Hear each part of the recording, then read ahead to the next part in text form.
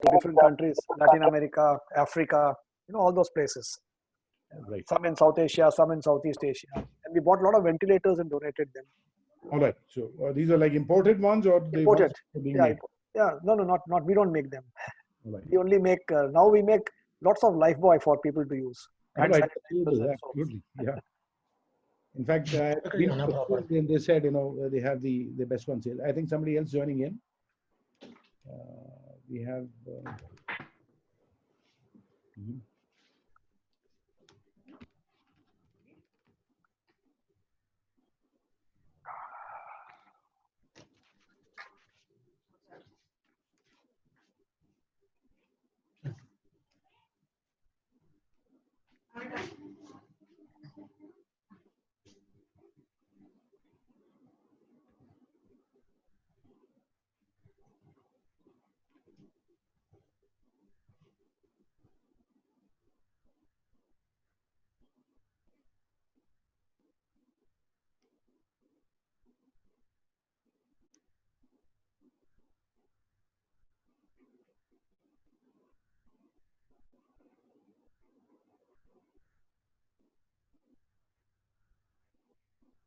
Hi, Dr. Pingley. So, good evening, everyone, sir. All right. Yeah. All right. Good evening. Yeah. So, this is our third or fourth session after inauguration, sir. So, this platform was inaugurated by our IUH President, Dr. S.K. Raut, sir. He is our national president of IUH, and luckily, two of our past presidents, they are joined, Dr. Rajgopal and Dr. Shyam Pingle. Dr. Shyam Pingle is also ICO board member. Great. And I've already introduced Dr. Rajgopal to you. Dr. Gajen Kumar is our president of Delhi branch IUH, and Dr. Shriniket Mishra is chief of medical services in Hero MotoCorp. So gradually people will join. As I told you, this is a working day today. Yeah. So since you were available today, we thought we should. Thank you very much for considering the times, and I look forward. Today the topic of discussion will be COVID-19 testing methodologies and path to vaccine development and evaluation of the therapies. So let me introduce for everyone, all the audience, that Dr. Puneet Chandna, he is MD and PhD. He's a clinician, scientist, academician, and entrepreneur. He is member of IUS Delhi branch. Dr. Puneet Chandna is PhD in biophysics. He has been a faculty and collaborator at Tata Memorial Hospital, Mumbai since 2009, and experience in healthcare for over 2 decades. Now he is clinician, scientist, and entrepreneur in healthcare. At the time that he is a fellow at National Comprehensive Cancer Network, he also maintains his specialty with American Heart and Stroke Association in the United States. Currently, he is a lead in an international deployment of blockchain technology in precision oncology and CAR-T cell therapy. He continues endeavors and passion to learn has been endorsed as certifications in precision medicine across multi-specialties of cardiology, oncology, diabetes, nutrition from Harvard Medical School, UCLA, Ohio University, State University, and University of Pennsylvania. Member skill development to Government of India and consultant quality standard testing. He is an active member of several international clinical research council and is honored with the coveted Udyog Ratan Award and Six Sigma Specialist under the aegis of Motorola University Convention. He drives business endeavors at 2 of his enterprises and advises many wellness and business services groups strive to pay futuristic healthcare through fusion of biomedicine and biotechnology to explain, manage and transform lives past and beyond technology, diagnostic, wellness and training. So, Dr. Chandna, you are most welcome. Thank you very much, and thank you very much to have me here today. Yeah. I must specifically thank the Dr. Gajendra Kumar, the past president, and I really want to be more associated with the group and be more participating and working around the group rather than just being presenting. So I would be happy to see and the futuristic things when the lockdown gets over, and we have more things to do together. In fact, there are wellness things which I'll be discussing offline with uh, uh, the occupational health wellness details. I'll be discussing offline with Dr. Sandeep. And thank you very much. So with your allowance, I'll just take lead and start with the presentation here. I'll just quickly share my, it should be about half an hour. And in case we need more time, please do let me know, but I should be. It can be for 30 minutes, then we can have a question and answer session. Great. Thank you very much. So here we go. So, right.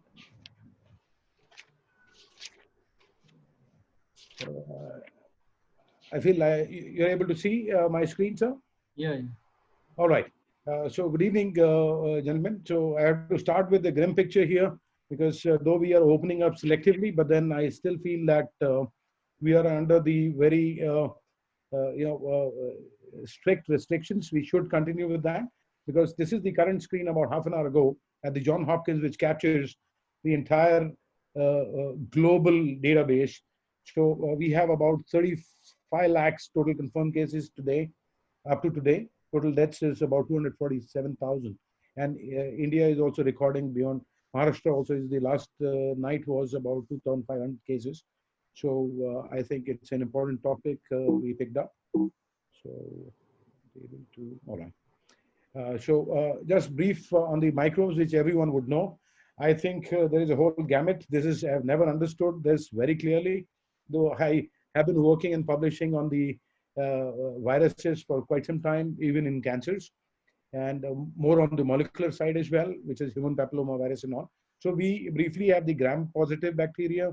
We have the gram-negatives. We have other bacteria and the such classes like, which is more gynecological infections. We have the rods and stuff which is, and of course tuberculosis, which has been there. So we cover it under genetically speaking. We will talk about these as microbes and not really viruses. And these are how they are classified.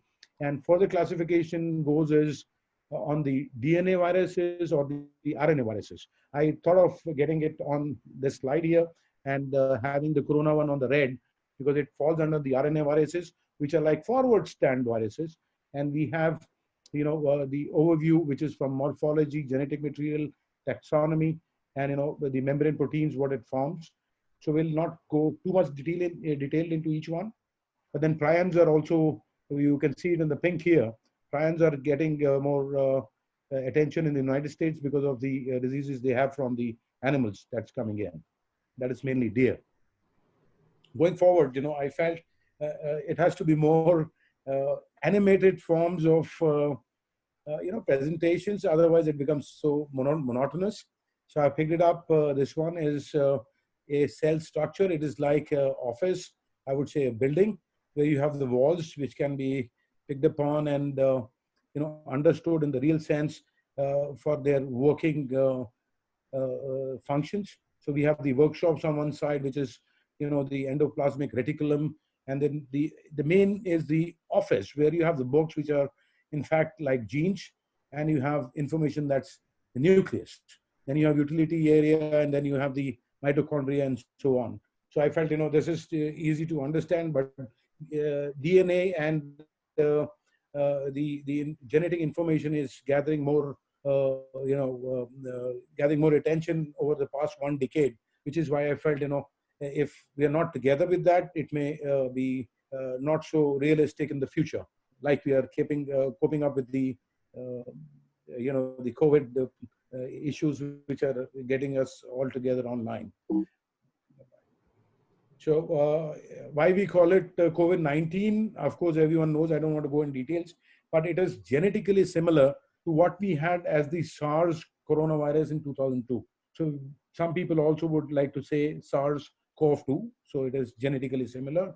Most of the cases are benign. About 1/4 of them you find here is like only coronavirus confirmed. The other would be like influenza, would still be a larger problem, I would say. Back in the United States, it started from the US, and it's believed that bats have, now they are the reservoirs for that. But then I would say most of the people who are young would end up with the mild infection.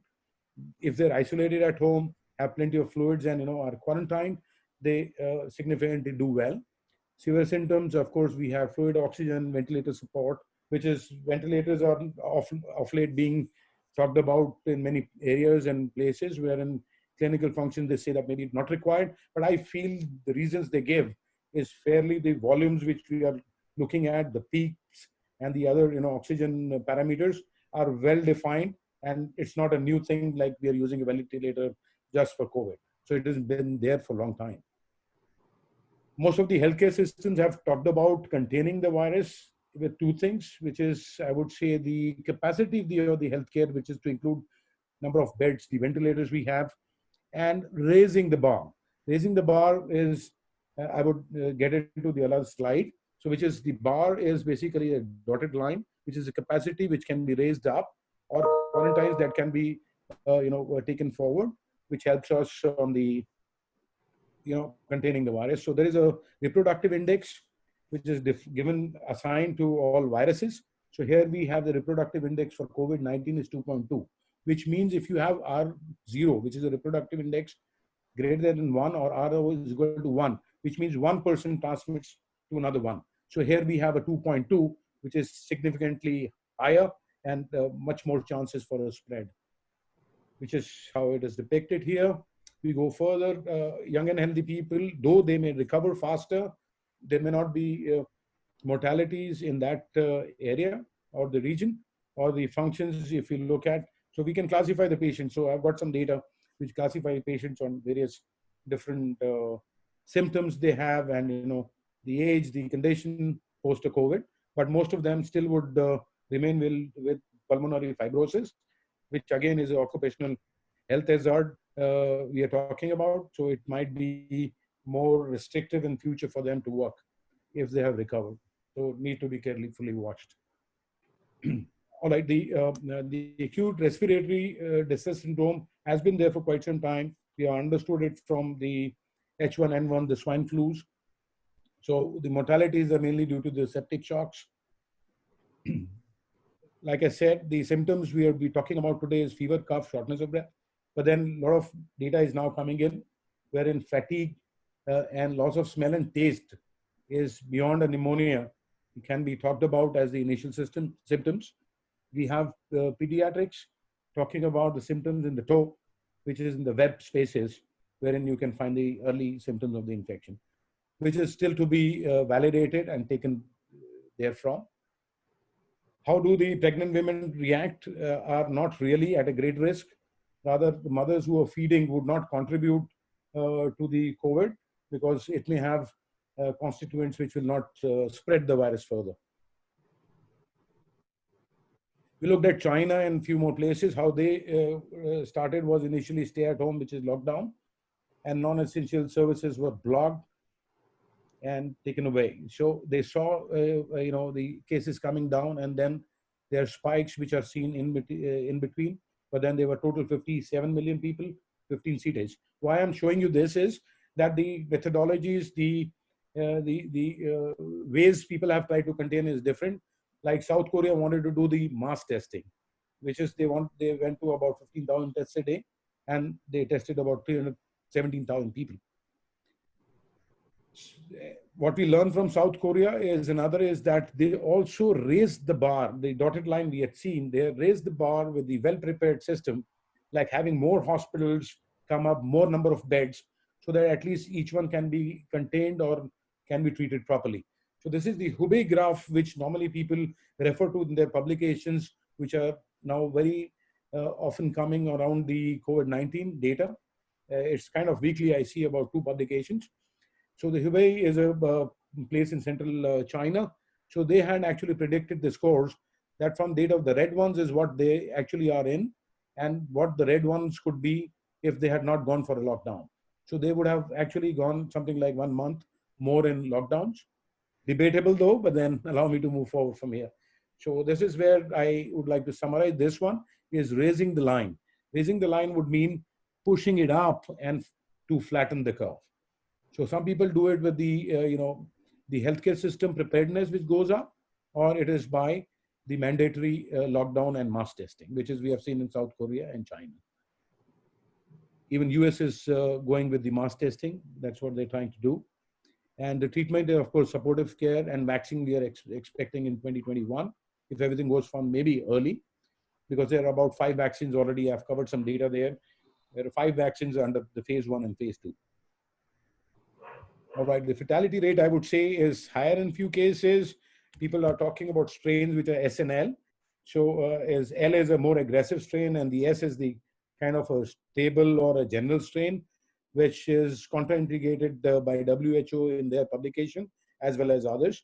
While the virus mutates, there might be changes we might see in future. But currently, I do not subject or advocate that maybe that could be a reason for a high mortality. Maybe there are undiagnosed cases or cases which are due to the comorbid conditions like the hypertension, diabetes, or cardiovascular diseases, or chronic respiratory, heart and lung diseases, which can contribute. I think cancer, because in my practice, I see a lot of cancer patients also, facing issues, or they're always concerned that something happening, and but they are at risk more than that, equivalent to what you find over 70. So if you see the rates here for cancer patients, also is high. Current treatments, of course, on the first one, I put in the remdesivir. Though we had oseltamivir also is another anti-flu medication, which comes by the name anti-flu in India, made by Cipla. But then remdesivir has been given just about last week. I think Thursday, we have got the emergency use, allowance for remdesivir. Then the other trials which are currently being studied is the other antiviral classes, chloroquine we know, and then coupled with the combo therapy of azithromycin as well. Whereas, there's a lot of controversy around the hydroxychloroquine, but then I agree that it may not be the candidate at least. Testing methodologies, of course, we have people now who have been buying and, giving off. I thank them for all the, tests which they have given away. While, we were struggling with the IgG and IgM kits, which are rapid ones. I've tried to bring about in this slide that what could be the testing methodologies. RT-PCR test, of course, can detect small amounts, but it is often not very sensitive. When I say not very sensitive, it would mean that it cannot pick up the initial or from initial samples, the fever number of copies we have. It could be at least about 10 to 20 copies per 10 ml of blood used for isolation of DNA. And the DNA will have, the viral DNA will have only about 10 to 15 copies, which cannot be picked up. So ideally, 100 to 200 copies is minimum, where a RT-PCR starts to show a spike or a raise in the graph, so may called as a peak. Chest X-rays can, the glass, appearance, which we see bilateral, is very typically known by most of the radiologists, and I'm sure everyone here knows. The other is the isothermal amplification of the RNA, which also can do the testing. Rapid serological testing, of course, is good, faster, but then we had concerns, could be due to the intervariability between RT-PCR and the IgG and the IgMs, but then they could also come positive down the line if you have a existing virus, which is other than COVID as well, because the levels of IgG, IgMs can go. Sampling is very important in this case, because either it is the early sample or it is the incorrect sampling. Both will not give you any results and will be inconclusive. Yes, DNA is there. So a quick, when you look at the cell and you have a nucleus here, if you break it open, this is a DNA structure we have always seen. Why I brought it up is, this is the central dogma we call in the molecular biology as the building blocks of all molecular biology constituents of studies, functions, and things like that. So this one would be important only from two things. We have a DNA. We have got codes in between, which code for a protein. And this happens through a process called as transcription and translation. It's, I've tried to be more, excuse me, I've tried to be really a little bit on, more on the animated pictures, I feel, because we are really maybe sick of, the usual slides. So even if you don't like it, say yes. So allow me to continue on there. So we have a DNA, wherein we have, the double-stranded DNA on the nucleus, which is bound on the chromosomes. Post that, it actually goes to the ribosome, which can be a horse which carries it, and and it's an mRNA that's formed during the process, and hence the proteins. To test this, usually we use a system or a machine called as the chain reaction. It is also called as a thermal cycler. PCR was a word patented by a company called as ABI. So the other companies use the word thermal cycler. So it's a machine, looks like this, and all the dots here, what you see are basically each sample. So it can be a 96 well plate, it can be a 384 well plate, and so on. It's a pretty small machine, which will be like half the size of a normal desk jet printer. And I feel and believe that there'll be about 25,000 RT-PCRs in the country today in the research departments. But I don't know why they were not allowed to pick it up, maybe due to the guidelines. So we have those kind of numbers in India.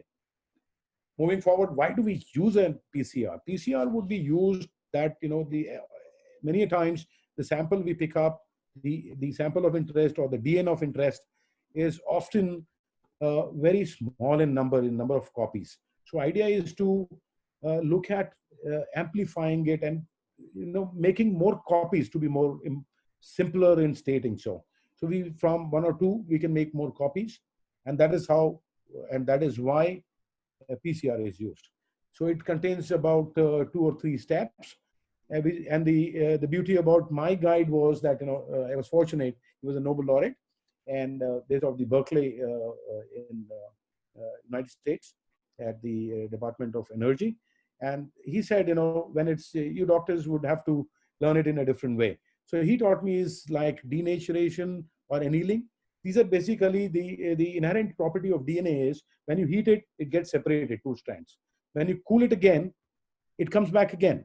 So what we do is we heat them, separate it. We use something called as primers, which tend to stick, which are opposite ends to whatever we have here, the sequence. It is exactly the opposite sequence. So every time it is A to T and G to C. So A will always bind. So we make a primer. So when we say that people have made the kits, we have imported the kits, it is the primers the government, the labs have imported. The DNA reagents are different. So you have 3 components to that. So I would say one is a collection device, which could be a VTM, viral transport media, people call it. So which could be a swab or an EDTA vial where you pick up the sample. Then you have something which is a driver, which is a primer or a probe, which you order from, which is specific to the sequence of the COVID. And then you have an RT-PCR and its reagents. So talking about coming back here, when you heat the DNA, it separates. So which means it's denaturates. So it comes off the natural form. And when you cool it again, it anneals. But now when we are cooling it, we are introducing before cooling these primers. So they come in between and help you extend only those regions from left to right or right to left. So this is a forward strand or a negative strand. So numbers you can see 5 and 3, they are prime ends. They are the open ends of a sugar to which these ATGCs are attached. So I'm not showing it, so I'm confusing you here. All right, so one PCR cycle we mean is DNA heating, cooling, heating again. So this is one cycle. And as we go from 2 cycles to 4 cycles to 8, we can make about 128 copies. Ideally, this is the cycle dependent, but then at the same time, if you go like a 2⁻40 or 40 cycles, it can actually make 1 billion, 99 million, and so many bases to be precise. It's 1 trillion, 99 billion, 511 million, 627, and 776 copies you can make in 40 cycles, which will be like overnight. So that is the potential. It is single base specific. Now, what is the difference between a PCR and RT-PCR? It is exactly the same, but then here it is called a reverse transcriptase. Because RNA viruses, when you read them, you need an RT-PCR. DNA is a double strand, RNA is a single strand. And so this is how you know it is an RNA virus. So you'll have a U here. Any sequence of a DNA you see which a U is uracil, which is DNA got converted to uracil. cDNA is something which is a complementary again. So when you make it complementary or go backwards to one step, it will again, it is A which was to turn to T, has actually changed U. So that is the only difference. Rest all steps. So RNA has uracil, which stands for U here. So it's very simple. Somebody shows you a U, you would mean it's actually a T turned to U. So what we do is we have primers, which I told you, drivers, which people have bought from United States or are making here. You have nucleotides, which are individual synthetic bases, which is the constituents of DNA. You put them all together. You have a sample also inside. This tube is put in there, or a plate can be put in on a PCR or an RT-PCR, and the cycle goes by. And then you take the product and detect it on a machine. So if somebody is looking at a nasopharyngeal swab, I think, or a buccal swab, we do it for many viruses like the HPV in oral cancers. So, this is how it is done. But then if there's no virus gets onto the swab, the whole thing goes back. So ideal would be blood, but then blood may not have so much specific DNA number copies that it may be detectable. Why we were going through the first step? So I think cloning is becoming important. We are reading about cloning babies and stuff like that. So we need to understand what the cloning are, because these will be also the therapeutic regimens will be based in future on these cloning methodologies. So we have what is, now this is the DNA which you see in the magenta color or the purple color, and there's one in the green color. So imagine DNA is like a rope, which is twisted rope. And if I cut the rope from two ends and tie them together at the top, it will look like a necklace of rope. And then, so what we do is we have a green DNA, which is called as a plasmid, on which you put in the DNA which you need to analyze or create, and that is called as cloning. Means putting a normal DNA into an artificial DNA. The green DNA is artificial DNA here, and the one which is in magenta is the actual living form of DNA. So you can see in this, so this is like our DNA could be anything living has a DNA. Viruses have a DNA, microbes generally, which is bacteria has DNA. And then we have animals, plants, even rice, and you can go back and dig out. So these are double, that DNA has to go into plasmid. So plasmid would be, a DNA would look like a rope, and a rope curled into a circle is a plasmid. So what we do is, we take a plasmid, which is actually commercially available kind of a necklace, which is broken, using some chemicals called as EcoR1, which are called as enzymes. Some people, to be precise, as restriction enzymes. I would say cutting enzymes. So the cutting enzymes cut specifically at a specific sequence, and these are called as, when they are cut, called as sticky ends. The same enzyme are used on the necklace kind of thing. We cut it at both ends, and then through the reaction, now you'll see that we can put in a target DNA. You can see the right one here. Don't go by the sticky ends is what you need to know. And this is how DNA is put in. And now you have you can have genes of different antibiotic resistance also put in here. This is what I'm working on. Primarily is a CAR-T therapy, chimeric antigen receptors on T cells. So we are making plasmids like this, infusing back into the leukemia patients. And it's the costliest drug in the world. $300,000 for one dose. So that's a general question as well. So we are trying to get it down here into India. That's what my ultimate aim would be, unless it's the last one, but then to be in the range of about 30 lakhs. So that the leukemia patients, especially pediatric leukemias, can be cured 100%. And it's FDA approved methodology. So when it is being used, for the viruses, so we have more necklaces with the different genes put in there. The magenta are the genes which we want into a artificial necklace of green colored artificial necklace of DNA, and then it responds better to the viruses. So that is going to be the downstream applications. Now genes, the codes are like they make proteins. The DNA makes the RNA, RNA makes the proteins. So this is an example of the cystic fibrosis, where the cystic fibrosis can actually create problems in the pancreas and lungs. So there are methodologies by which you do the infusion and can treat those patients, especially kids. So DNA cloning, just to summarize, because this is going to be for vaccines, it's going to be for therapies that is going to come in. There'll be cloning, and you'll have the frontier techniques based on this. So excuse me for going deep into this, but then DNA cloning, you have the original DNA, the natural DNA, synthetic DNA, put them together and use it.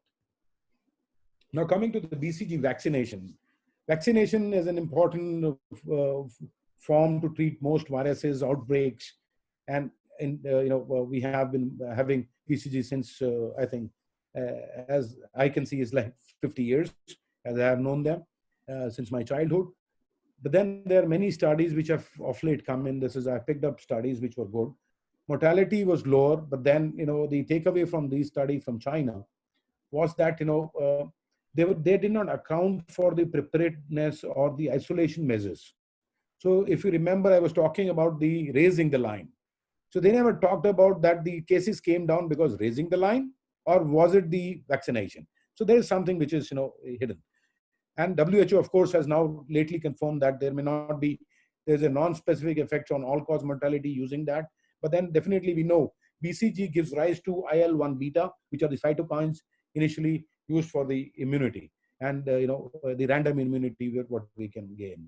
So currently research is on, but then I would say we use the BCGs even for bladder cancers in the third phase, wherein we see that it could be helping, and it does help. Plasma therapy has come up, but then has been the last resort in the erstwhile SARS we had in 2002. So it had been working there, so people are using it. But then, so I've got some data on that. So the first study came up was 245 patients, 91 benefited here. But the problem was that what happened to the rest of the patients? They were on antivirals already. So which is where we cannot say that really it was a plasma which was working for the convalescent patients which had come out. So there were studies which were done from critically ill patients. There's another one which was reported here. So we have something called as a titer. So understanding titer would mean that how much volume of the plasma was taken out. So titer is a word used in mLs. The donors gave all the way from the titers is the post the volumes what you have used, the amount of I would say the ratio or the amount of the activity of the immune system that you have gained. That's titer. So here you see you have taken 400 ml from each. The titers have varied. It is from 80 to 480, which means when we say it's a low titer or a high titer is always good, but then it always varied. There was another study which was done for critically ill patients, and the plasma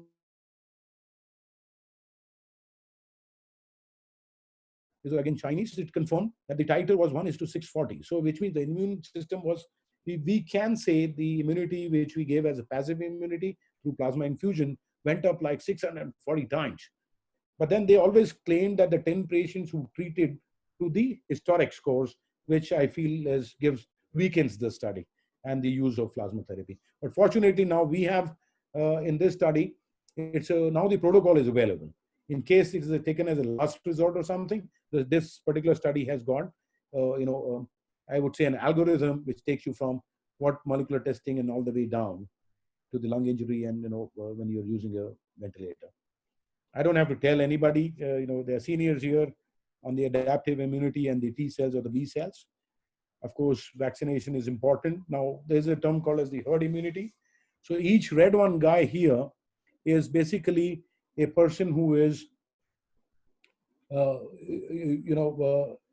not vaccinated, and the resistance in the population may not be high. That's what we are looking at here. When you have more people who would, have more vaccinations, so that'll help control the virus or maybe the second spike, as we say. Usually people used to have these vaccinations from the animals or rats or the antibodies. Now the vaccinations immunity can be through the IVIG immunoglobulins, which are the, I would say, from the patients who have got recovered. Mother's milk is actually, and it can actually, IgG immunoglobulins, which come up early when you are infected, they are the antibodies and they can cross, in fact, the placenta. So that is why we have most of the vaccinations done around post 6 months. It tends to die down, and the baby tends to make their own immunity as the ones. Okay, and we go here. The broad types of we may have the pathogens and different vaccinations. So live attenuated, inactivated. So inactivated ones is the BCG. I would say the subunit polysaccharides and toxoids is what we're going to speak now. So immune system, I'll quickly go on this one. So the only adaptive and the innate immune system, the difference is the T cells cannot be activated on their own, whereas the the B cells really can do that on their own. So they need an activated priming here, and major histocompatibility complex. This, I think everybody knows, we have covered it so many times. All right, so these are the vaccines which are currently under, there are 105 candidates, 105 different molecules which have been numbered and gone into trials. So when we are talking about them, so we talk about mainly the 5 ones which have actually gone past the phase 1. And these are the trial numbers. And there are essentially different kind of, there's a publication which is handy, and in case somebody wants it, I can push it out. So there are, different methods of, how these vaccines are made. So like this is where it started early, and is adenovirus, in the personalized medicine. And you'll not, you'll rather agree with me and not, feel offended why I was taking you through on the DNA, and that all the stuff. So this is how it will come up. So the high titers are what we are looking at in most cell types. So they had hooked up the adenovirus at that point in time, which became the first cause for the adenovirus first vaccine the company Casino is making. If I go back, this is what the 5 companies are. And there is CanSino is called Casino, and Moderna, Shenzhen has got 2 of them. So one is the Geno Immune Medical Institute where they work from. There are 2 different types of vaccine they have. So I'll explain you quickly what is there. So we went here. So the first one, Casino company, Casino, they spell it as Casino. So it's adenovirus type 5 vector, so which can actually seep in with the adhesion molecules and get into and help you transcribe. So you can see the therapy genes here. It goes and it transcribes itself, and transcription happens, and then we have the mRNA coming out, and then creates a protein, and it takes its effect. The other one is Moderna, which is again, so here we are talking about adenovirus, that is viruses which have been deactivated. Here we see is RNA, mRNA, messenger RNA. Moderna is using a DNA, mRNA, and protein. That's the central dogma we have for all these bases. And so they'll have more high, they'll have mRNA encapsulated or wrapped into the lipid nanoparticles and will be inserted in. And these can take forms and specifically can look at various different kinds of proteins, which is early, late proteins, ER proteins. Then you have, so they have made in past a KRAS vaccine for cancers, especially for the lung cancer, which is in trial, mitochondrial and transmembrane proteins and so on. This is an important one, which has come up from Inovio company, which are using electroporation delivery technology. It's a DNA vaccine this time. First one we saw, adenovirus. Second was mRNA. And the third one is a DNA vaccine. So what they're doing is they're trying to get DNA into the cells. They have 2 needles put into, it could be ectodermal, it could be intramuscular. So you have 2 needles that go in, and they're at a different potential. So, and they create a current between them, and then they start infusing like a nebulizer, and it's a, you spray out, the green ones you are seeing is DNA. So there are simulations. If you type this on the YouTube, so this picture will show up, and you can actually see how animated form looks like.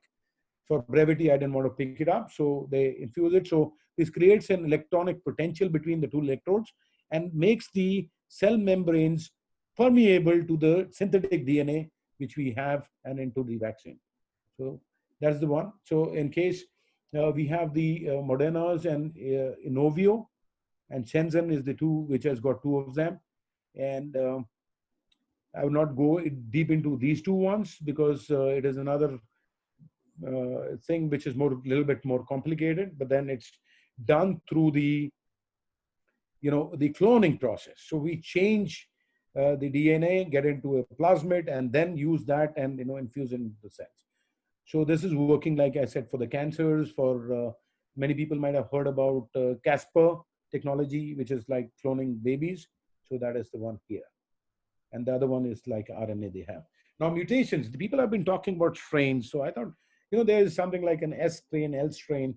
Now that the viruses, I have been working on a molecular basis beyond HPV and EBV that causes the lymphomas or leukemias or lymphoid leukemias, to be more precise. I would say mutations have been there in HPV, and there are mutations in this human papillomavirus. We have mutations in the worst one is hepatitis C. It mutates like every 2 months, which is more aggressive, I would say, and COVID is not so. So I would not buy the argument of SNL and would remain. So mutations are nothing but base changes. Now you know about everything about DNA. So something like this has changed here. It can change because of environment, the food we intake, and it can change. Nowadays people are talking about fasting as the methodology for the boosting the immune systems as well. So which is somatic in nature and is called epigenetic changes. So there is a change in the nucleotide here. What change can happen? It is called a substitution, deletion, or insertions. Substitution means one base is changed by the other, as the name suggests. Deletion means one base or a protein has got deleted into the sequence. And then we have insertions. All right, so, and now we come up to almost the fag end of the presentation. I believe I was not so fast, but then now we are talking about strains which are, all through. This is a genealogy for one publication which has come out recently, which has got about 20 different strains of COVID. But then they have validated only about this human genome sequences, which are now available, 10,000 of them, and 161 complete genomes, which are now available with the United States. So some people talk about type A, type B, and type C. This is a graph that has been released from this publication, which talks about what kind of strains are there, but it's too early to say that an L strain is more aggressive or the S1 is causing more mortality. Likewise, it may be the strategies which could be, the raising the line, which is the preparedness of the healthcare system, the number of bed ventilators and testing methodologies, or it could be a lockdown or mass testing that has brought it down. So as long as it comes down, it's fine, but we need to be prepared with this scientific reasoning and the understanding to go forward. So like I said, to close it, it is learning to live and living to learn further. Thank you very much. Over to moderators. Thank you, Dr. Puneet. All right. Yeah, it's really I think we need. it's a very. I don't think we have the volume. Yeah, please. Very tough topic to understand coronavirus and which type of strains are available in our country. Now, Dr. Puneet, I would like to ask you one question. The testing strategies which are followed in India, what are they and how they are they suitable for Indian context? Right. I would say yes. So I think India needs, like I said, there could have been set specific reasons wherein they might have wanted to use the RT-PCRs first, and because and very selective of those labs from the ICMR. I was fortunate to be co-author in one of the publications with Professor Balram Bhargav at AIIMS. We published on the heart medication, which is antiplatelets, and so I was just casually discussing. But then I agree that RT-PCR is the way to go. We have many of them, but then the DNA isolation could have been better if we would have isolated DNA in one place and got the kits everywhere. Like I said, 25,000 trust me, this is a number which is not aggressive number I'm talking about. There may be about 40,000 RT-PCRs in the country. So we have no dearth of people who have been using them for 10 years. And I think it is the cost constraints what we are looking at. The IgG test, we may not be able to reach in a vast country like India, but then the accurate testing is what we need, can be achieved only on RT-PCR. Yeah. Like, can you throw some light on like pooling of tests, which was recommended in hotspot areas? Right. I think a pooling of testing methodology would be not a good idea here, because it is a cross-reference which might be used to see the overall testing effect, that what did we achieve out of the testing which has already been done. But for a screening purpose, I don't think that is the strategy India should follow. If I need to see how many positives and false positives have been in both samples which are tested by IgG or IgMs kits and vis-a-vis the RT-PCRs, I would use the cross-testing methodology, but not otherwise. Dr. Sandeep? Yeah. There are a number of questions in the chat which have been put up. Like Dr. Sanjay Rotithor is saying regarding the ICMR test guidelines. After 2 months, what will be the protocol of tests? Another related question is use of CBNAT as we are using for molecular diagnosis of tuberculosis. A related question is regarding antibodies. Dr. Purnima Madhavan is asking, in conventional way, we expect IgM precedes IgG, but over here it seems IgG is preceding IgM. If it's rapid antibody test, that is what is being thought of.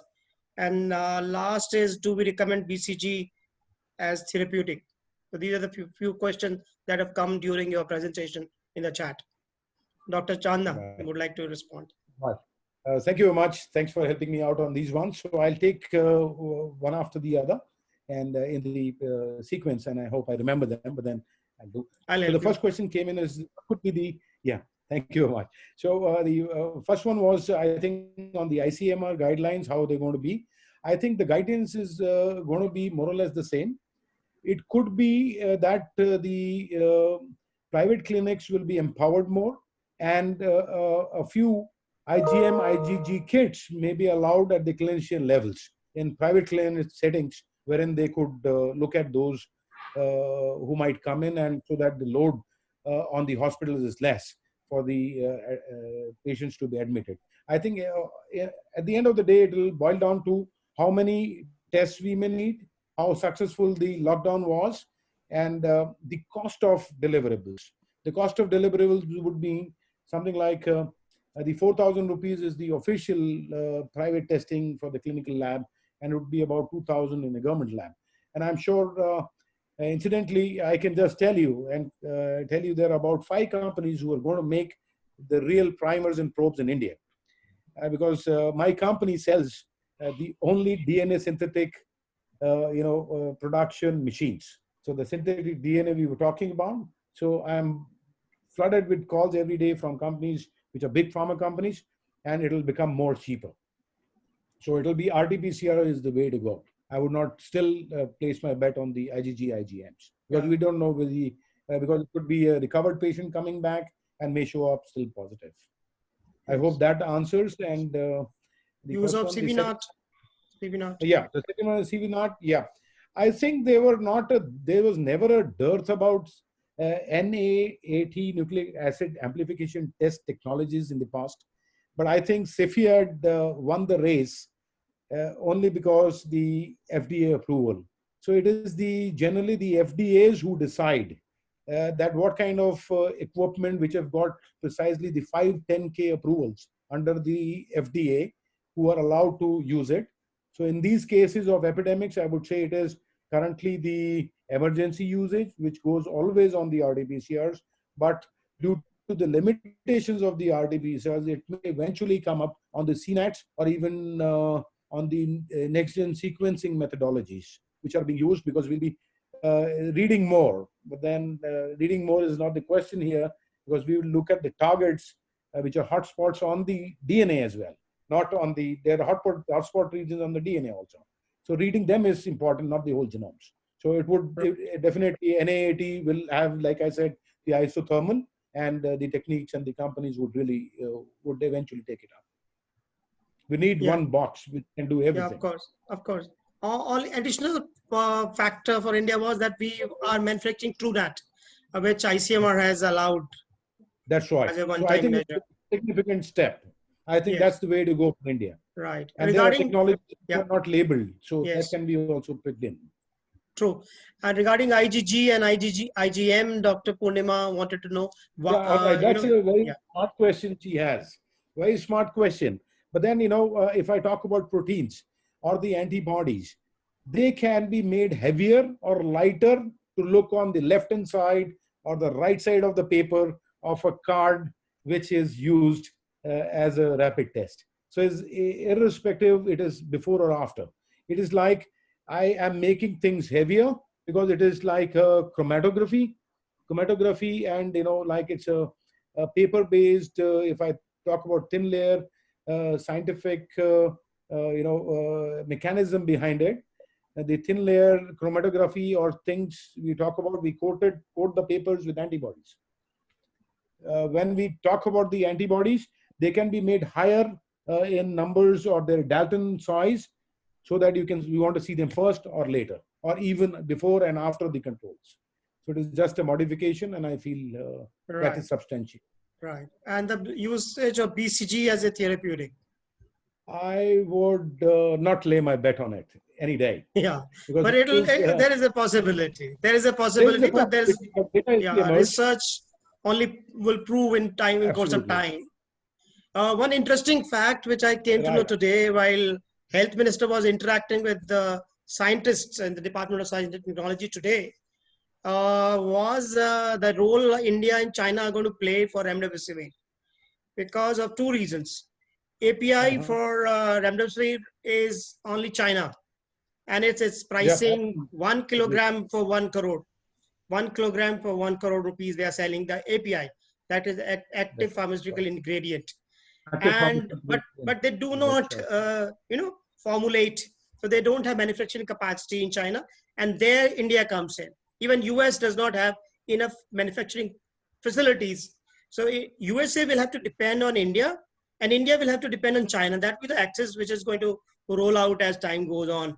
So this is paradoxical, really, how India and China are going to determine the destiny or the pricing for USA, because USA will, hopefully, the way things are going on, USA will need the maximum demand in the world. So that will also be an economic game which is going to be rolled out in the days to come. Let us have some questions from other audience. Yes, yes. Dr. Rajgopal, please, if you want to say something, sir. Dr. Rajgopal? Yes, yeah. No, I just wanted to maybe ask one thing. You heard this great stuff about the Oxford vaccine along with the Serum Institute of India. While you were discussing all the other vaccine modes, I was just wondering, what is your take on that? Because that seems to follow a totally different route. And if ready, will be available as early as September or October. Right. So very well put. So I had picked in data which I could substantiate at this point in time. So the companies, which are 5 companies, there, like I said, there are about 150, over 150, candidates which are across the globe. But the ones who have passed the phase 1 and 2 have tried to win the game, at least till this presentation. So I'm really hopeful that the strategy, what they're using is again, the strategy out of all these 5, though I really don't know. There are 2 more companies I've been consulting of late. And one of them I have no problems because they have got a press release. And it is Syngene, which is a Kiran Mazumdar-Shaw company. So they're working on the DNA vaccine. So the similar one is, like I said, the RNA, like in the kits. I'll go back for a kit, RT-PCR kit, and what Dr. Rajiv Kumar Jain had talked about. The DNA-based kits would be cheaper because India needs cheaper things. And it is the fluorophore, which is the dye, on each kit primer probes, that is costlier. That makes it cost prohibitive to use in screening methodologies in India. The same way, when we are talking about uh, the the vaccines, which are based on DNA, it is easy to synthesize, easy to produce. It is more flexible. I can play with the DNA, like I said, make it lighter, extend it from either side, break it open, put it into a synthetic DNA, and push it back in large numbers. So that is going to be cost effective, and I'm sure if that really works and we are able to do the trials faster, I think it's the Oxford and the Serum Institute that will win the race. And the second question to you was, Really while we have got remdesivir now approved for EUA or emergency use authorization, it is believed that this will open up the way for use of other concomitant therapy. So what is your take on monoclonal antibodies here? Monoclonal antibodies, I believe, are target specific and may not respond to all the pathways initially we are knowing or not knowing into the COVID. And it might take us time, though they are good candidates, but then I don't see them being used initially, because we want something like a cannon against the COVID rather than bullets, because I think people would rate drug, even acceptance or investments into the drug industry is made on the successful, futuristic revenues, what people say. I may have been having a revolutionary or miraculous molecule with me, but may not find a customer. So because of costs and the immediate applicability. So monoclonal bodies, I will let it remain to the downstream third generation or fourth generation drugs in the third world countries. I've got a question. Please. First of all, I compliment you for a beautiful presentation. Thank you very much, sir. Relatively very difficult subject. You have really made it very simple to understand. Mike, can you comment upon this use of hydroxychloroquine as prophylaxis? Prophylaxis, right. I think, I did get an opportunity to speak with DG, because his letter was running around on WhatsApp, doing rounds, and one came back to me. But unfortunately, it said C attached, and nobody saw that annexure. The annexure clearly said it is for healthcare workers who are supporting or treating the COVID patients, or for people who are immediate relatives, for blood relations, or people who are suffering from COVID. And prophylaxis is into primary, secondary, and tertiary prophylaxis. So I think one has to look at it from that angle, that if it was used as emergency use, it was fine at that point in time. But using in a population who may be, to be precise, having a COVID, scare, or, let's say, if you're using in normal people, first is you are depriving the people with arthritis from that medication.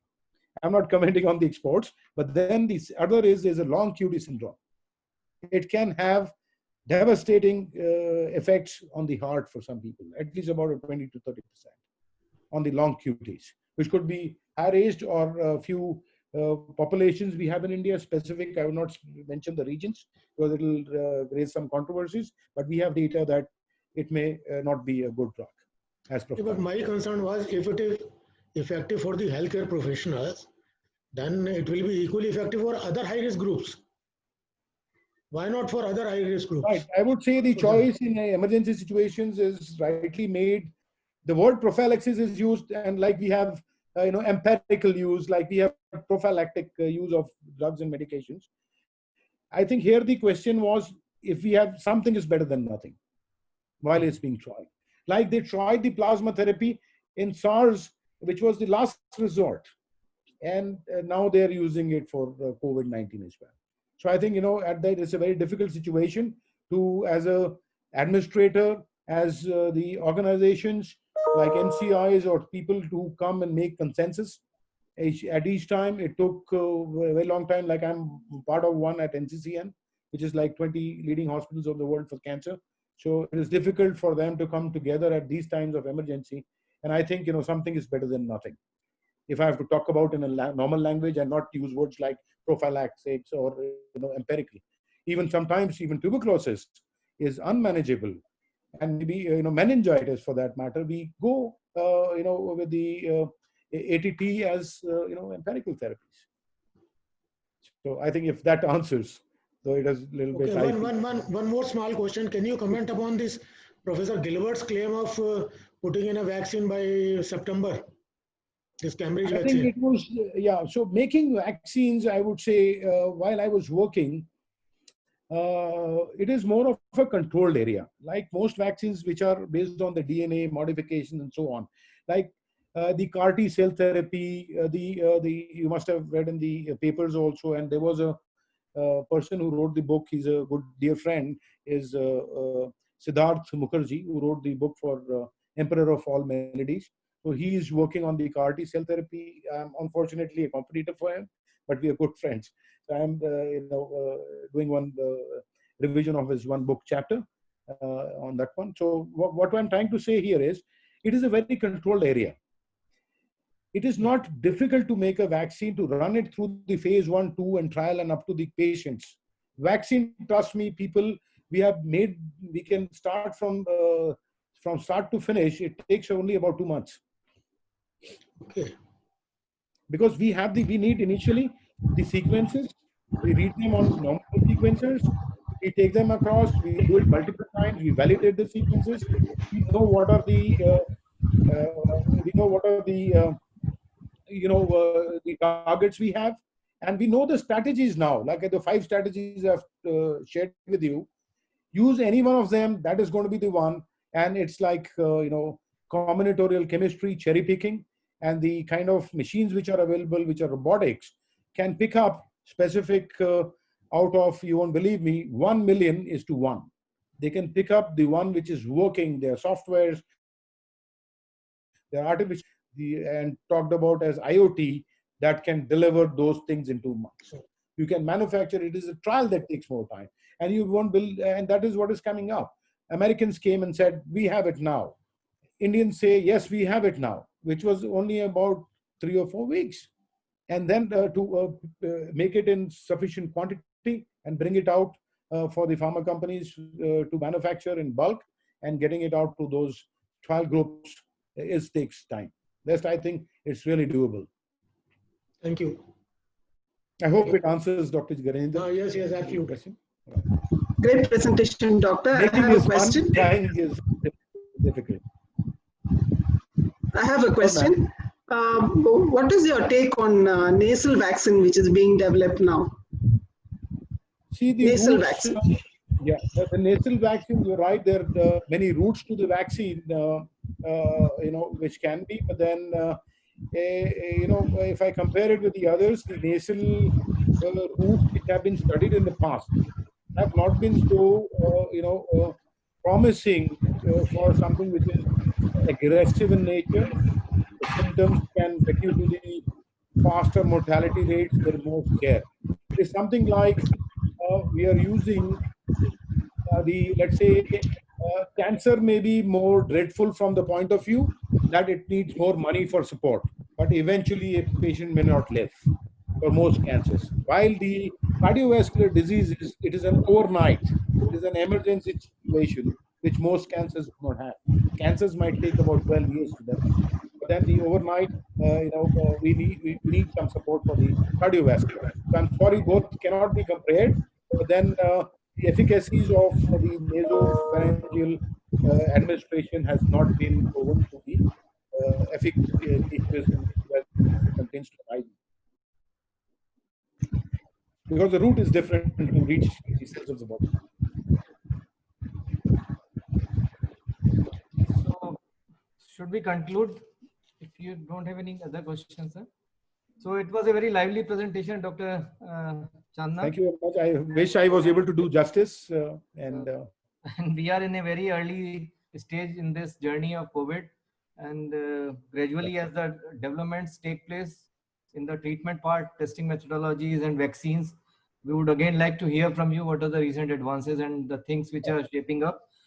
So thank you very much. And sir, for the... Dr. Sandeep? Yeah.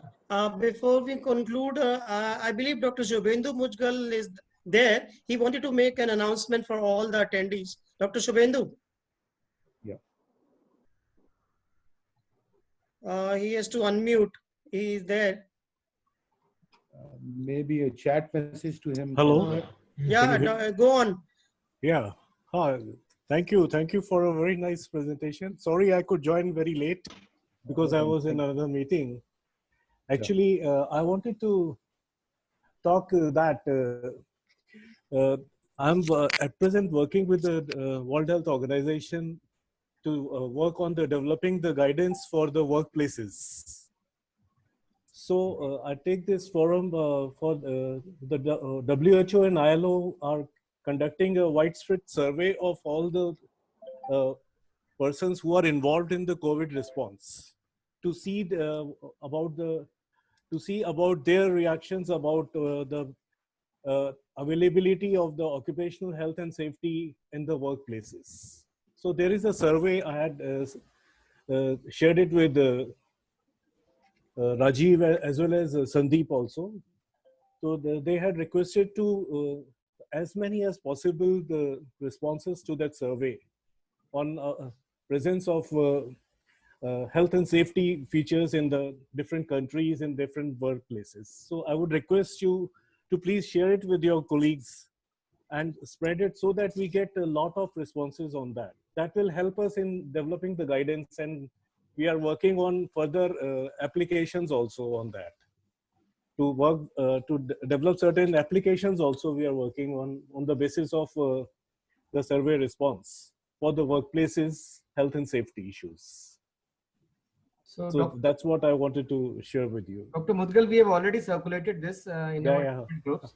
Thank you. I could see some response also. Yeah. Yeah, they will definitely respond to this survey. And for the information of everyone, it is our pleasure to announce the next guest speaker for this platform will be none other than Dr. T. Rajgopal, our ex-president of IUH and Global Vice President of Unilever.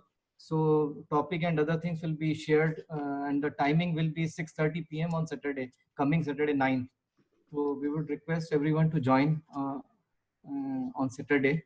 Can you make it 6 o'clock? Can you make it 6 o'clock? Saturday. Because it is Saturday.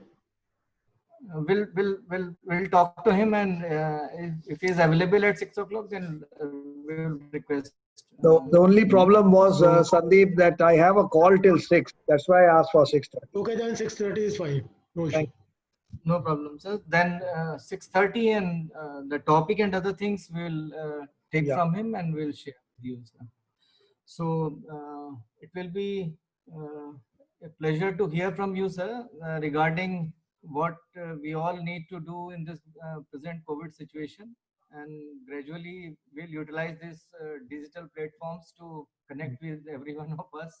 So nice meeting you all. Anyone, if you want to say something?